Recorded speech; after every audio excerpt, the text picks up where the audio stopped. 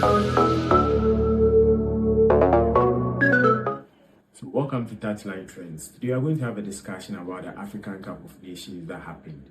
The tournament was a great tournament, but there was something that is bringing a lot of conversations in the headlines and everywhere, in bars, any place you go.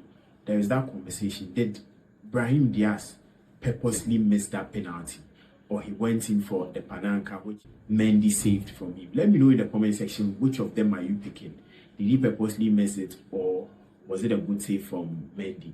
Later, I'm going to break into details. Whatever happened at the AFCON, whatever happened at the final, then I'll crown it up by letting you know if it was missed on purpose or not. But right now, let me know in the comment section what you were thinking as of now before I give you every details going into that particular penalty kick. This show is brought to you by MyBet.Africa. They are the #1 betting platform in the country. I'll tell you to always bet on their platform because they are the safest place you can place your bet. You don't need to place your bet anywhere. After winning, you are getting grand audits and a whole lot of things on your platform. No, with MyBet.Africa, the moment you win on their platform, the moment your bet goes through, they'll send you an SMS to inform you that you've won this amount of money with us. So come onto our platform and make the withdrawal. People have won millions of money at MyBet.Africa, and they reward them by even taking them to TV programs, their platform, that is their YouTube platform, to try and announce them to the world and let the world know how great these people are and how efficient and also trustworthy MyBet is. So you need to bet on their platform. So I'd advise you, scan the QR code on the screen. Scan it right now. When you're done scanning, the process is very simple. Your username, your phone number, and your password, and you're through to join the MyBet.Africa family. Join them and be that customer that would clock them the biggest amount of money in their platform. Let's go into the game. The game started very well. There were a lot of complaints before the game from the Senegalese talking about they wouldn't be training at the facility being given to them because they feel like there are cameras, there are things going on that Morocco can get into their tactics, their plan, especially for that particular game. And there were rumors coming on. To the start of the game, everything was going on well. It was a cagey game.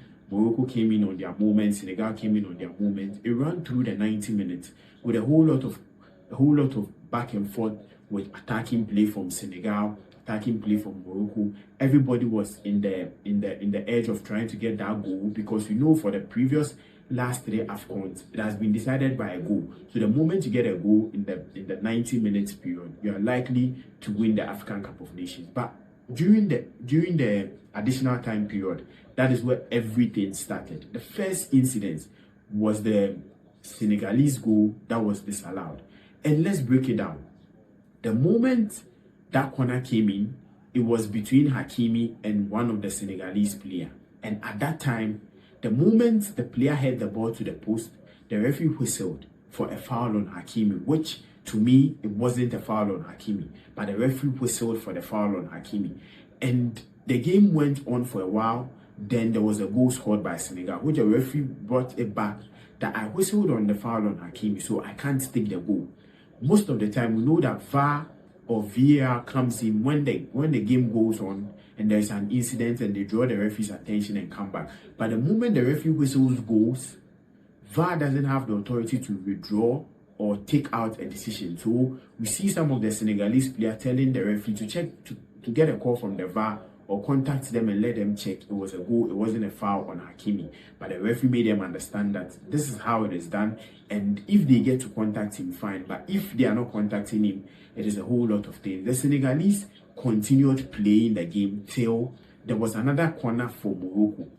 And the moment the ball came in, Diop pulled, that is Brahim Diaz, by the shoulder. And if you had to ask me, yes, it was a penalty. Because at the level of where the ball was coming, the ball would have gotten to Brahim Diaz. He would have had a chance to head the ball into the post, or maybe chest it and try to play with the leg. Because the level of the ball coming to Brahim Diaz showed vividly that there was a chance of him getting contact with the ball. But with the pull of Diop, it took him away, and Diop had a chance to head the ball out, which the referee overlooked it because it's the final. Some decisions you don't need to rush in taking them. With VAR being available, everything must flow and be in the game so that VAR calls in and you try and fix this thing. So the moment the referee got a call from VAR, he was asked to come and check at the monitor to find out what went on with that particular penalty. So when the referee was called, he checked, and as I said, it was a clear penalty for Morocco, and the penalty was given. But instantly, the moment the penalty was given, the Senegalese started complaining that why wasn't our goal taken, and this penalty has been taken. And I think for the best interest of the game, for the best outcome of the game, the referee should have called the penalty off, even though I think it was a penalty, to be like a 1-1 score on incident. Then the game moves to extra. Then it depends on how you would perform. Gets to penalties. If it gets to penalties, if you get to miss, you're out. The person that converts all their penalties go on to win the AFCON Cup of Nations. But the referee felt like, okay, let me go in with the penalty. The moment the referee whistled for the penalty, we saw Papa Thiaw, that is the coach of Senegal, calling his players off the field. And that is where every incident started. Calling his players off the field that they shouldn't go in and play the game again, because what he thinks are they have been cheated by that goal they scored. They have been cheated by now even a penalty against them. It took 16 minutes for all this back and forth to be solved.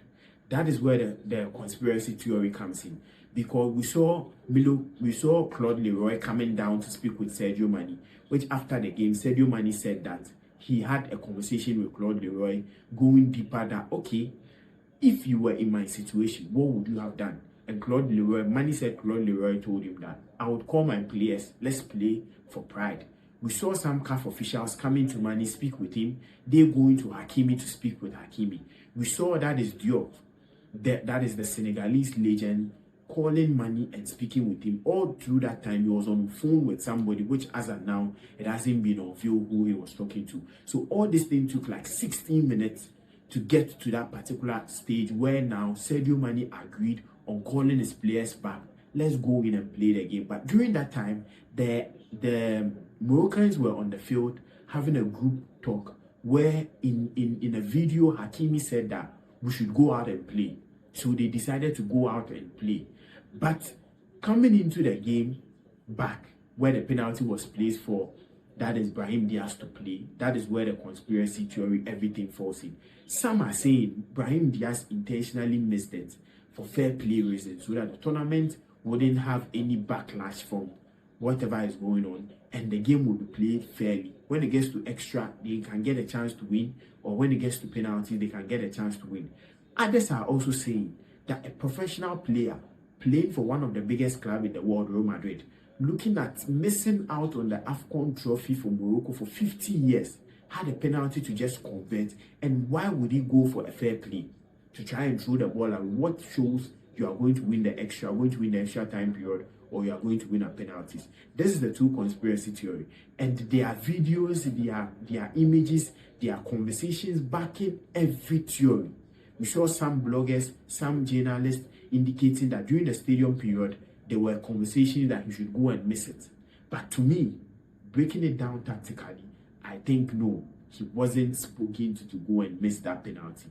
There are also people saying that the reactions from the Senegalese players shown that if your player could save that last-minute penalty, we've seen in games in the Premier League, in the La Liga, at the World Cup stage, in the AFCON stage, where keepers gets to save a last-minute penalty, and players get to crowd him, touching him, praising him, hailing him, and telling him that he has done something good. But this time, they didn't see the Senegalese doing that. But one thing I can tell you is that during this African Cup period, the Senegalese team has shown that authority, that anytime there is any incident that they should get themselves involved, they try to hold back and make sure that they concentrate on the game. So you seeing those images, maybe they were looking at, okay, he has missed it. Everything is in our hands now. That means the gods of football, luck is on our favor, and we can go on to win the game. So that is why we couldn't see any interactions with Mendy. But to me, I think Brahim Diaz chose the Panenka because we've seen players going for Panenka on several occasions. Zinedine Zidane in the 2006 World Cup went for a Panenka against, that is, Italy, and it worked out. In the World Cup, Morocco against Spain, that last penalty, Hakimi went for a Panenka and it worked. We've seen people going for Panenka on crucial moment. Ghana against Uruguay, a player went in for a Panenka for that last-minute penalty to win that tie for Uruguay. So I wouldn't be surprised a player choosing to go for a Panenka, because one thing is, During penalty shootout and crucial moments like that, keepers get to pick a spot because they know that, okay, you coming in, you as a player are going to pick your best spot.